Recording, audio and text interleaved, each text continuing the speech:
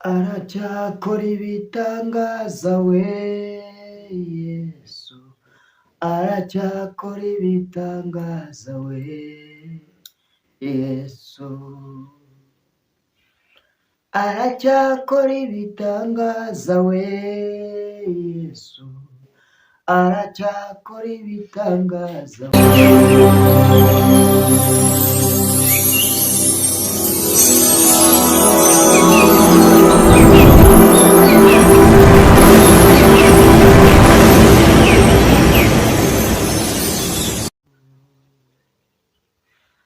Aracyakora ibitangaza we Yesu, aracyakora ibitangaza we Yesu we.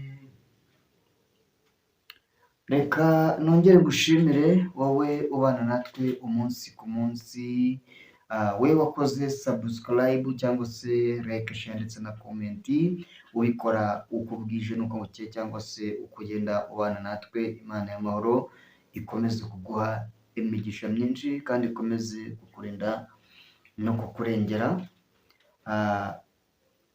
Gende Salomo nta kinanira Imana nk'ibisanzwe. Ku bantu musanzwe mutamenyereye cyangwa se mutari munzi mumbonye bwa mbere, reka mbasuhuze, mbifurize kugirirwa neza n'Imana kandi guhabwa umugisha n'Uwiteka. Aha ni kuri Salomo TV, ni kwa kundi tugira gutya tukagenda tuganira ku bintu bigiye bitandukanye. Yesu rero aracyakora ibitangaza, Imana iracyakorana na Yesu Kristo, dore ko n'ubundi ijambo yahozeho kandi ijambo yahoranye n'Imana, yahozeho kandi yahoranye n'Imana kandi ijambo yari Imana. Bishatse kuvuga ngo n'ubundi Yesu yari Imana cyangwa se Yesu niwe Mana, kuko iyo ubonye umwana ubonye umubyeyi, iyo ubonye umubyeyi ubonye umwana. Nicyo gisobanuro cyo kuba hariho umubyeyi ndetse n'umwana. Nimba rero Yesu agikora ibitangaza, nimba Kristo umwami agikora imirimo n'ibitangaza, reka mubwire ngo turamushimira uko bwije n'uko bukeye. Abo mu idini ya Islam bashima Muhammad nk'intumwa y'Imana.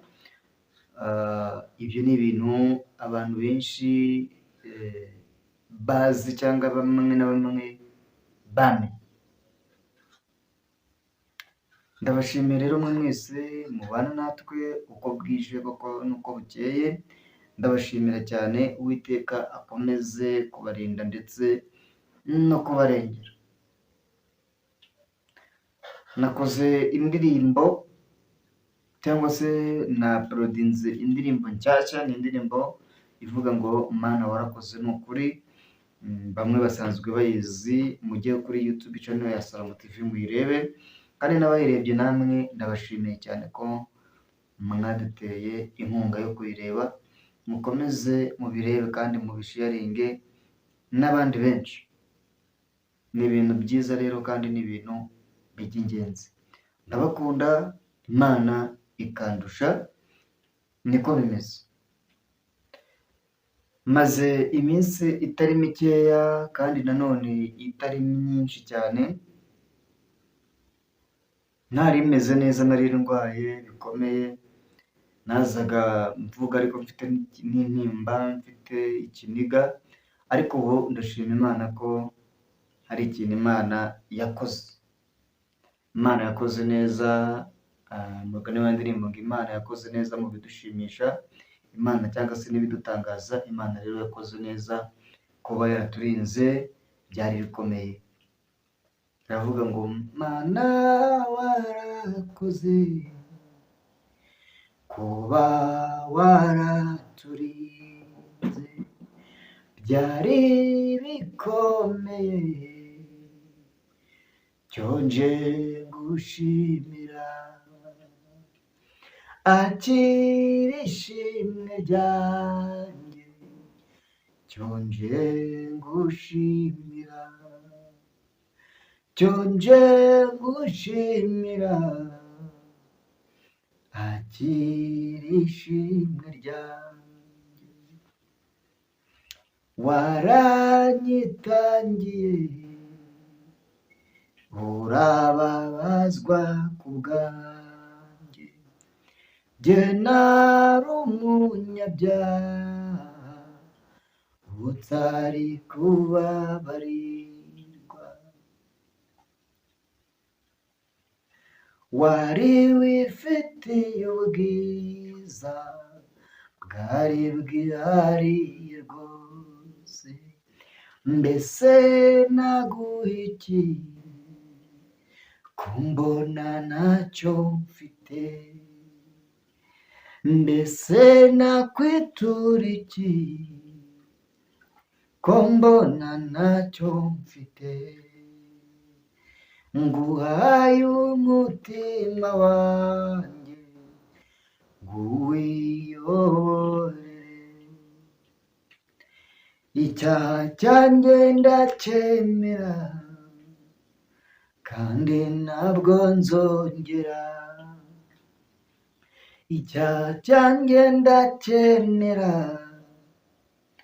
ndaje ngo umbabarire, haleluya haleluya, warakoze n'ukuri.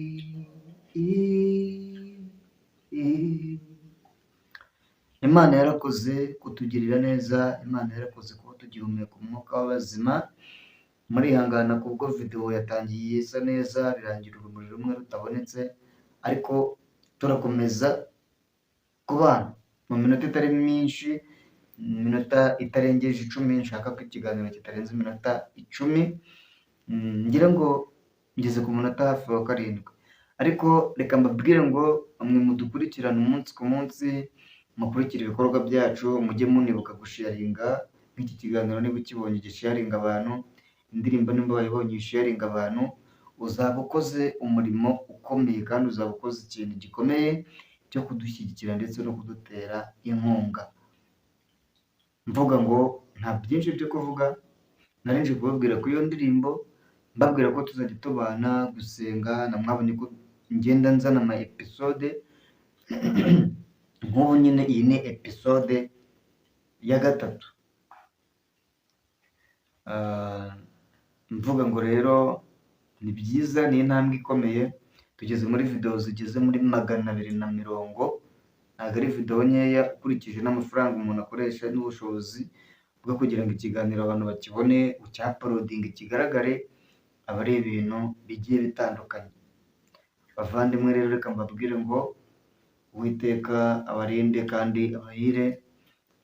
Nsuhuje cyane abafana ba Rayon Sport na APR ndetse n'ikipe y'Amavubi n'ikipe zose ziri mu gihugu cy'u Rwanda, APR FC, Rayon Sport FC, Kiyovu Sport FC, Police FC, Espoir FC. Espoir ni ikipe y'akarere ka Rusizi, ni ikipe y'iwacu.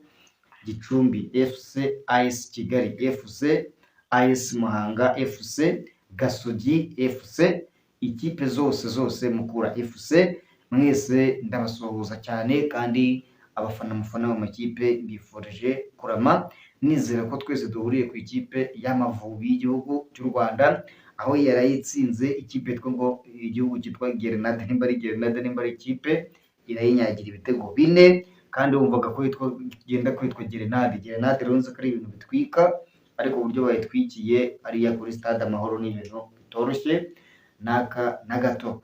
Rero ndabashimiye cyane mwe mwese tuba turi muri Showbiz Entertainment, mbashimira mbabwira ngo Uwiteka akomeze kugenda abana namwe, dushyigikire, ni ibintu bikomeye kandi dushyigikirane, ni iby'ingenzi cyane. Uwiteka azakugirira neza, nawe niwifuza ko mugenzi wawe agira ahagera. Reka nsubiremo aka kantu ngo Uwiteka azakugirira neza, nawe niwifuza ko mugenzi wawe hari aho yagera. Nshimiye n'umuvandimwe rero nawe twafatanyije kugura ibyuma byo kuri YouTube, nawe ndamushimiye. Uyu muvandimwe nubwo abantu badahora bari kumwe cyangwa se bitewe n'impamvu z'umuntu ku giti cye, ariko ndamusuhuje. Uyu muvandimwe witwa Nahimana Vincent, aho uri rero Imana ikomeze ikurinda n'umuryango wanyu. Twahoze turi kumwe kenshi, wahoze uri umufatanyabikorwa kuri Salomo TV, ariko kandi nzi ko iminsi nyine ni imitindi ihora ihinduka, ariko kandi ikanibagirana. Iminsi ni imitindi ihora ihinduka kandi ikibagirana. Ndizera ndashidikanya ko ibintu byose bibaho kubw'impamvu, abadapfuye kandi ngo barabonana. Reka mwese rero mbashimire, barinde, murakoze, ciao ciao.